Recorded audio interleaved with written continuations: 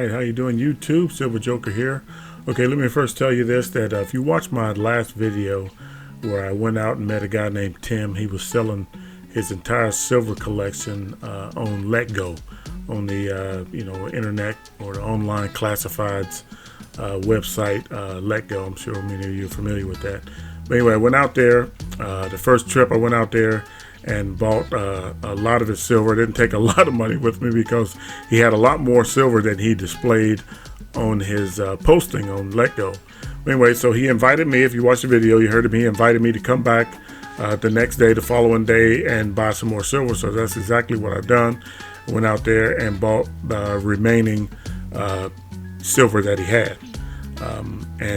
So I'm on my way now over to see Phil, and I'm going to I bought a coin that turned out to be a 8 real silver coin, a very old coin, and a seeded half dime. Both of those coins I want Phil to take a look at for me.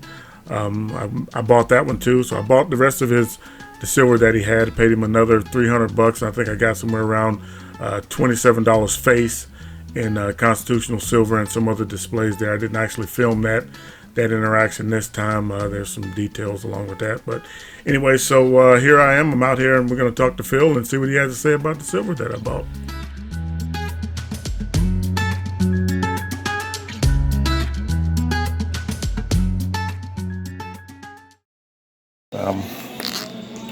It's in a slab now. I did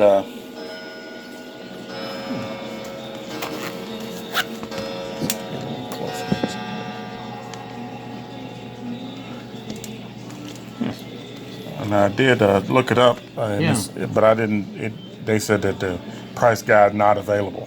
Okay. Well, there's a world price book. Yeah. We can look it up in there. You know, I don't know if the prices are current with the current market, but this is what they call an 8 real coin. It's silver, basically 90% silver, 1783. The MO is the mint mark. Okay. It is Mexican. It's got a little corrosion on it, but other than that, it's in pretty good shape. And this would be very unusual to find in junk silver. I mean, this is certainly worth, you know, not just the price of silver, but you know, it's from 1783.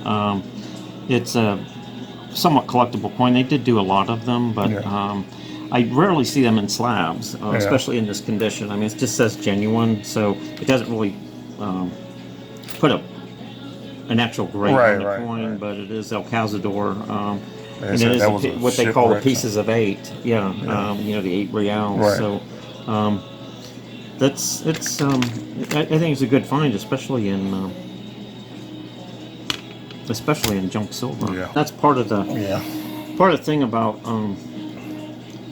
people that do buy and sell silver. A lot of times, you know, if you know what to look for, sometimes you make out fairly well. If you don't know what you're selling, sometimes you don't make out fairly. So I mean, I wasn't trying to take advantage of them. I didn't really know what it was. And we've had multiple ones of these. Like I say, we've got a couple. They're officially known as 8 real. That's the actual denomination. And then people call them pieces of 8. Early on, because they used to actually cut them because of the silver, and then but then they become known as pillar dollars. But either way, it's a nice collectible coin. I would certainly leave it in there. And I'm gonna probably hold on to this one right here for a little while and just see what it does. But I mean that was a pretty good date on there. I mean the 1700s. I mean it's always nice to get something from the 1700s. The El Cazador, probably the shipwreck. This is what we call. It's got a little corrosion, but some people call it shipwreck. Well, it's been underwater probably for a while, under seawater. But the fact that it is genuine, that's all the certificate you need to guarantee the authenticity of that coin. It's a very interesting coin and highly sought after in terms of people that do shipwreck coins. All right, well, it's very common. I'm gonna definitely hold on to that one for a little while, Phil, and and so I'm happier with it now than I was before. I was happy with it before, but I'm even happier now. These are called half dimes. The reason they were called half dimes is back when silver and gold were the standard, the half dimes contained exactly half the silver content that the dime had. Eventually they changed the composition to nickel, and that's where the term nickel came from, the 5-cent piece called a nickel. But that's a nickname for the composition of the coin, not the fact that it's equal to 5 cents. This Right. is also considered a 5-cent piece. And this is silver too. That's 90% silver. 90% silver. That is amazing. Yeah. And it's so small, and this, I mean, it's worth more than just a regular mercury dime or something like that. Yes. The value is in the collector value, not just Right. in the silver content. That is awesome. Probably the only smaller U.S. coin than that. I would say that possibly the $1 gold coin might be slightly smaller than that, and of course the 3-cent silver is smaller than that. There 3 is a 3 cents. cent silver. No idea. Again, based on the silver value at the time, everything was based in silver and gold value. So we had 3-cent silvers, we had half dimes, and then eventually they all changed over. The 3-cent silver became the 3-cent nickel. Yeah. The half dime became made out of copper nickel, and then got the nickname. The 5-cent piece basically got the nickname the nickel because of the composition. Wow. Yeah, those are earlier on, and again, if you weigh it and calculate the silver value, your value lies in the collector value, not the silver value of those types of things. So again, if you buy those in silver hoards, where you're buying by weight, or Right. you're going to get a good deal on those types of coins. Yeah, Right. it's unusual to find them in there, though. The condition is between good and very good. Wow. It does have again some environmental damage, which a lot of them do. But other than that, there's some heavy scratches on the back. But other than that, you're still going to get more than just the weight of silver out of it. It is a collectible piece. You want to take the next step, it would be doing something like this. Sorting out what you've got and maybe putting a full set together. And this is one of the easier sets to put together from junk silver, because Franklins show up quite a bit in junk silver. Yeah. And most of the dates will show up eventually in junk silver. So I've had a number of people put sets together from just accumulating, Franklin halves and eventually getting all the dates. Some show up a lot more often than others, but eventually they all show up. Yeah. And say it's the next step in coin collecting. The next step past this, it's funny. It's not like doing doing a Walking Liberty set or anything like that. It would be what I see in the progression of these types of things is then once you put a set together, then people start looking at the condition. Right. And they start saying, well, I want to upgrade this. Right. And this one isn't quite as nice as that, and this one isn't. So they start upgrading the coins, and they say, well, how good a coin can I get? So then they start buying better and better coins. Eventually, then they want to do this set in uncirculated condition. Wow. And then from there, it jumps into other coins, and then they start understanding that there's value not only in the composition of the coin, whether it's silver or gold, but then now there's value in the condition of the coin. And that's the next step will be, well, I want a little bit better condition, and now you want a better condition than that, and all of a sudden you're buying way outside of value of the silver, and you're buying the coin in terms of its state and condition, and that's what coin collecting really is all about. In terms of collecting coins, in terms of not just the date and the condition and the value of the coin in its metal content, but now you're looking at value based on what another collector down the road is willing to pay for something, and that's where you make that 90-degree turn in terms of collecting from silver or gold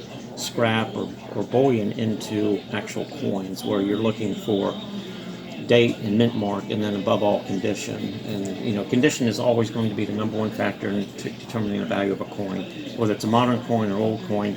The condition is where the prices, especially in collector coins, tens of thousands of dollars in difference in the same coin based on the condition of the coin. So condition is going to be the number one factor in terms of valuing the coin. Now, obviously, the rarity of the coin is going to be a very close second. So you say something like this, the condition is a lot in this right here. Right, that's considered, like I said, that's basically shipwreck condition, what they call, it's still an 8 real coin. It was salvaged. Sometimes the label will say salvage. Sometimes it'll say shipwreck effect on it. But that's the little grittiness you see on here from being in the salt water for so long. So there's nothing you can do about it. I mean, that's somewhere in better condition, somewhere in a lot worse condition. Exactly, yeah. But the fact that it's 8 real is It's an 8 real. Nothing reals. changes the fact Right. that it's an 8 real. Nothing changes the fact that the date on the coin. Nothing Right. changes the fact that That's it is awesome. silver. There's so many parts of numismatics outside of silver and gold stacking. There's so many parts of numismatics. You really have to focus in on what you enjoy for number one, Right. because there are so many different directions to head that. You know, you can have a shipwreck coin today, and tomorrow it might be a gold coin. Next time Right. it might be an ancient coin. Then the next time it might be something that's high grade, common date. Right. The next thing could be a commemorative coin. I mean, there are just so many different areas to branch out into. If you enjoy doing something, the chances of you doing it regularly over time is going to be better, and you'll probably accumulate a lot more if you enjoy what you're doing versus forcing yourself to go out and buy. I'm still right there. I'm still the enjoyment. Exactly. Is still, Yeah. you know, still a fire, Yeah. you know, to stack silver. And I guess, you know, just you get motivated, you get pulled from time to time. Figure out if that's really what you like, and you know, start doing a little bit of research. And you know, the last shipwreck coin I sold here was $650. So That's I motivating. mean, it was a nice coin, but at the same time, Yeah. you know, you have something that is as collectible. It's Right. just the conditions are a little bit different. But Right. at the same time, you can enjoy that just as much. You can Absolutely. look at it. It's got the date on it. You can read And this the is date. gonna It's- right. It's going in my collection. This is not going anywhere anytime soon because I just slabbed. enjoy It's, looking at it, you know, the history. You know it's genuine. It's in Right. an NGC holder, so it's Right. guaranteed to be authentic. And Beautiful. it's you know, it's a great coin to have. And if you get any more, that's great. If you don't get any more, that's great. I don't think either way it's a bad decision. It's just it's nice to have them. Yeah, well, that's why I bring it in here, Phil, because I get your advice about this, or your take, or your authentication on this, and more. Well, yeah, You know, enjoy looking at them. I get more. I mean, We that's get why I coins come all in day here. It's long, beautiful. and, you know, we see different coins all day long, but it's Yeah. always fun to see anything that walks in the door. We just enjoy looking at them, and That's some people are looking to sell, some looking to buy, and other ones just looking to see, you know, ask what they have. We do well, that your all the passion time. is obvious. Your passion for this is obvious, and it's infectious. It really is. I enjoy coming in here, and I like what you said about that. I really do, and I like the fact that you know, I can do this. You know, it's not something that's going to break the bank. You know, I can collect this and stack these at the same time. Yes. You know, Yeah. stack and collect at the same time. So that's the route Yeah, I it just think I'm gives going to you go. an extra, you know, just gives you an extra avenue if you. You've got time on your hands, and you've got rolls of Franklins at home that you bought in the past. I got so many Franklins at home You know, that I can take a few go rolls through. every night and look through them, Yeah. and try to fill in some holes, and Yeah. you're not hurting yourself by doing that. It's just a fun thing to do. That's awesome. Yeah. Well, I appreciate that, Phil. I'm going to head on back to the house now and look through my Franklins and spend a little time trying to see if I got the dates for this. And what I don't have, I'll come back and get. Okay. All right. Thanks a lot, man. Sure. All right, YouTube. So there you have it. I hope this conversation was as enjoyable and as interesting for you as it was for me.